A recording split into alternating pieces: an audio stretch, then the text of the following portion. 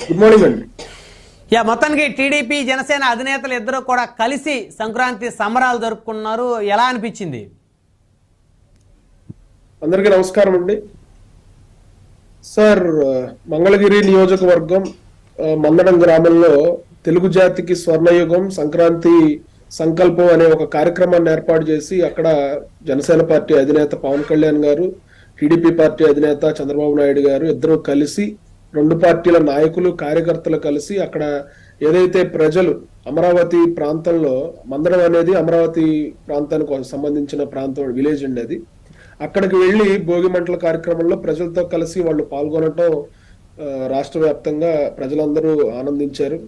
అక్కడ రాష్ట్ర ప్రజలు, అమరావతి ప్రజలు ఏదైతే ఇబ్బంది పడతా ఉన్నారో గడిచిన 4.5 సంవత్సరాలుగా జగన్మోహన్ రెడ్డి గారు అధికారంలోకి వచ్చిన దగ్గర నుంచి 33,000 ఎకరాలు ఏమీ ఆశించకుండా రాష్ట్ర ప్రయోజనాల కోసం, రాష్ట్ర ప్రజల భవిష్యత్తు కోసం, భావితరాల కోసం వాళ్ళు త్యాగాలు చేసి ఈ రోజున ఒక పండగ లేదు, ఒక సెలబ్రేషన్ లేదు, ఒక పుట్టినరోజు లేదు, ఒక పెళ్లి లేదు, ఏ కార్యక్రమం అయినా కూడా వాళ్ళు జరుపుకోలేని పరిస్థితుల్లో జగన్మోహన్ రెడ్డి గారు ఆ ప్రాంతం గుండా పర్యటిస్తున్నప్పుడు పరదాలు కట్టేసి వాళ్ళ మీద ఆంక్షలు పెట్టి వాళ్ళని రోడ్ల మీద తిరగనివ్వకుండా చేస్తున్న పరిస్థితుల్లో ఈ రోజున చంద్రబాబు నాయుడు గారు, పవన్ కళ్యాణ్ గారు అక్కడికి వెళ్లి వాళ్ళకి భరోసా ఏదైతే ఇచ్చారో ఖచ్చితంగా అందరూ స్వాగతించదగ్గ విషయం అండి.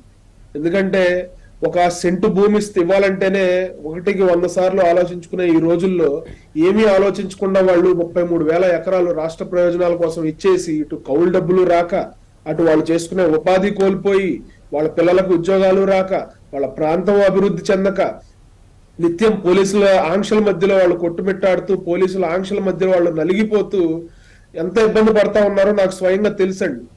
ఎందుకంటే కూతుళ్ళకి, అంటే ఆడపిల్లలకి కట్నంగా ఇచ్చారు కొన్ని భూములు డెవలప్మెంట్ అవుతుందని చెప్పి వాళ్ళకున్న 1 ఎకరం 2 ఎకరాలు చిన్న సన్నకారు రైతులందరూ వాళ్ళు ఉపాధి, అందులో వ్యవసాయం చేసుకుని డైలీ కూరగాయలు లేకపోతే ఆకుకూరలు లేకపోతే ఏవో పండించుకుని విజయవాడ లాంటి నగరానికి తీసుకొచ్చి అమ్ముకుని వాళ్ళు వృత్తిలాగా ఉండేది.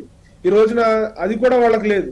పోనీ ఎవ్రీ ఇయర్ వాళ్ళకి కౌలైన సమయానికి వస్తుందా అంటే అది కూడా లేని పరిస్థితుల్లో పోలీసులు విచక్షణ రహితంగా వాళ్ళ మీద దాడులు చేసి డొక్కల్లో తన్నిన పరిస్థితి వాళ్ళు ధర్నా చేస్తా ఉంటే, ఈ రోజున వైఎస్ఆర్సీపీ ఎన్ని కుట్రలు చేసిందంటే అమరావతి ప్రాంతంలో ఒక వర్గానికి వ్యతిరేకంగా ఒక కృత్రిమంగా ఆర్టిఫిషియల్ గా ఇంకో గ్రూపును తయారు చేసి నందిగం సురేష్ గారి నేతృత్వంలో అమరావతికి వ్యతిరేకంగా కూడా ధర్నాలు చేయించిన పరిస్థితి, ఎంతో మానసిక క్షోభకి, మానసిక వేదనకి గురైన పరిస్థితి.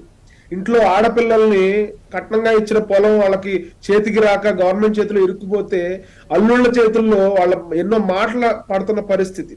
ఇటువంటి పరిస్థితుల్లో పవన్ కళ్యాణ్ గారు వెళ్ళి ఇదే మన అమరావతి రాజధాని, ఇక్కడే మనం భవిష్యత్తుకి కాబోయే రాజధానిని నిర్మించుకోబోతా ఉన్నాం, భవిష్యత్తులో బంగారు ఒక నగరాన్ని నిర్మించుకోబోతా ఉన్నాం అని చెప్పి పవన్ కళ్యాణ్ గారు, చంద్రబాబు నాయుడు గారు ఏదైతే అక్కడ మాటిచ్చారో ఖచ్చితంగా అమరావతి రైతుల్లో అట్లీస్ట్ ఈ రోజున వాళ్ళకి ఒక భరోసా అనేది అయితే కలిగిందని అయితే నేను ఈ సందర్భంగా చెప్తా ఉన్నాను బ్రహ్మనాయుడు గారు.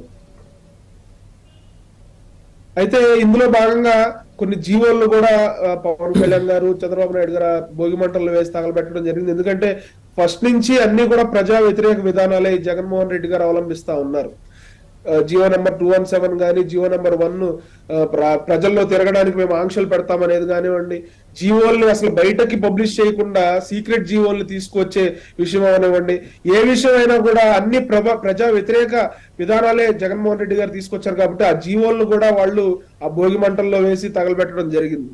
అయితే ఒక పక్కన వీళ్ళంతా ప్రజలతో మమేకమై ప్రజల మధ్య భోగి పండుగ సంబరాలు చేసుకుంటా ఉంటే, సంక్రాంతి సంబరాలు చేసుకుంటా ఉంటే, జగన్మోహన్ రెడ్డి గారు మాత్రం ఆయన పెత్తందారులకి, పేదలకి నేను యుద్ధం జరుగుతా ఉంది, ఈ రోజున నేను అత్యంత పేద సీఎం అని చెప్పి నేను ₹1 జీతం తీసుకుంటాను, నేను అసలు జీతమే తీసుకోను, నేను వీళ్ళందరి మీద పెత్తందారుల మీద యుద్ధం చేస్తానని చెప్పి జగన్మోహన్ రెడ్డి గారు ఈ రోజున కోట్ల రూపాయలు ఖర్చు చేసి ఆయన తాడేపల్లి ప్యాలెస్ లో ఒక సెట్ వేసుకుని, అంటే ఒక గుడి సెటప్, అంటే గుడి దగ్గరికి మనం వెళ్తామా, మన దగ్గరికి గుడి వస్తుందా అనేది కూడా ప్రజలు ఈ రోజున అయోమయ పరిస్థితిలో ఉన్నారు.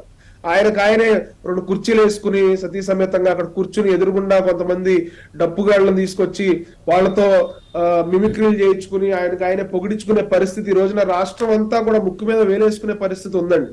ఎందుకంటే ప్రజలంతా రాష్ట్రంలో అల్లాడిపోతా ఉన్నారు. ఉద్యోగస్తులకి, ప్రభుత్వ ఉద్యోగస్తులకి జీతాలు టైంకి అందక లాయర్లు సమ్మెలు చేస్తా ఉన్నారు. అంగన్వాడీ కార్మికులు సమ్మె చేస్తా ఉన్నారు, పారిశుద్ధ కార్మికులు సమ్మె చేస్తా ఉన్నారు, వాలంటీర్ వ్యవస్థ ఈ రోజు సమ్మె చేసే పరిస్థితి, వైఎస్ఆర్సీపీ కార్యకర్తలు కూడా నిరాశ నిస్పృహల్లో ఉన్న పరిస్థితి. ఇటువంటి పరిస్థితుల్లో ఒక ఆర్టిఫిషియల్ సెట్ వేసుకుని మీరు అక్కడ సంక్రాంతి సంబరాలు చేసుకుంటా ఉన్నారంటే, కోట్ల రూపాయల ఖర్చు దానికోసం పెడతా ఉన్నారంటే, కనీసం 1వ తారీఖున జీతాలు ఇస్తే ప్రభుత్వ ఉద్యోగులు ఆ జీతాలు తీసుకుని ఆనందపడి కనీసం సంబరాలు చేసుకునే పరిస్థితి ఉంటది. కానీ మీరు డబ్బుని ఈ రకంగా వృధా చేస్తూ పైకేమో పేదలకి పెత్తందారులకి మధ్య యుద్ధం చేస్తా ఉన్నానని చెప్తా ఉన్నారు. ఈ సందర్భంగా ఒకటే చెప్తా ఉన్నాం, మీ అహంకార ధోరణికి, మీ అహంకార పూరిత చర్యలకి, మీరు ఏదైతే ఉద్యోగస్తుల్ని 4.5 సంవత్సరాలుగా మోసం చేసి నిన్న మొన్న బొత్స సత్యనారాయణ గారు చెప్తా ఉన్నారండి, పండగ తర్వాత అంటే డిఎస్సి నోటిఫికేషన్ తీస్తారంట. అంటే నిరుద్యోగులు విద్యార్థులు అంతా వెర్రి వాళ్ళలా కనబడతా ఉన్నారా అని చెప్పి సందర్భంగా అడుగుతా ఉన్నా. ఇంకో 1-2 నెలల్లో ఎలక్షన్ పెట్టుకుని 50,000 పోస్టులతో మీకు మెగా డిఎస్సి తీస్తానని చెప్పి అంగరంగ వైభవంగా మేము పోస్టులు తీసి మీ అందరికి ఉద్యోగాలు కల్పిస్తామని చెప్పి మాయ మాటలు చెప్పి 4.5 సంవత్సరాలుగా నిమ్మకు నీరెత్తినట్టుండి కనీసం ఒక్క డిఎస్సి పోస్ట్ కూడా తీయకుండా ఈ రోజున ఎలక్షన్ దగ్గరికి వస్తున్నాయి అనే సందర్భంలో మీరు పండగ తర్వాత మీకు డిఎస్సి నోటిఫికేషన్ తీస్తాము, సీఎం జగన్మోహన్ రెడ్డి గారు కూడా దీనికి సానుకూలంగా స్పందించారని చెప్పి ఏ విధంగా మీరు ప్రజల్ని మోసం చేయాలని చూస్తా ఉన్నారో ప్రజలందరూ కూడా గమనిస్తా ఉన్నారు.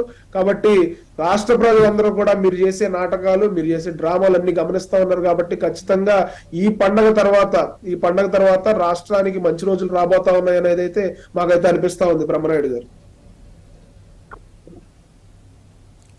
రైట్ మనతోటి